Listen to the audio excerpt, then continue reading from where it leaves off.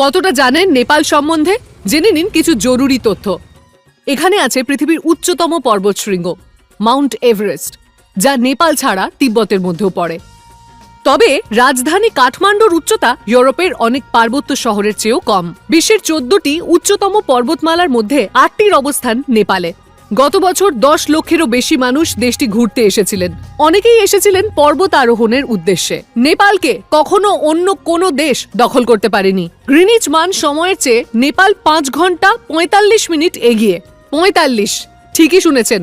নেপাল পৃথিবীর মাত্র 2টি দেশের একটি যাদের সময়ের পার্থক্য এমন।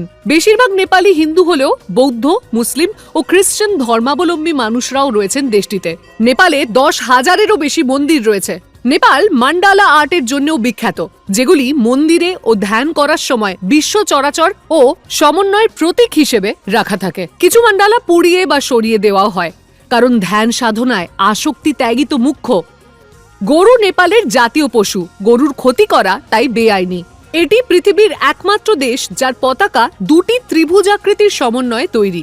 আপনি এখানে জীবন্ত দেবী বা কুমারীদেরও দেখা পাবেন। আপনি কি নেপাল সম্বন্ধে এর বাইরে মজার কোনো তথ্য জানেন?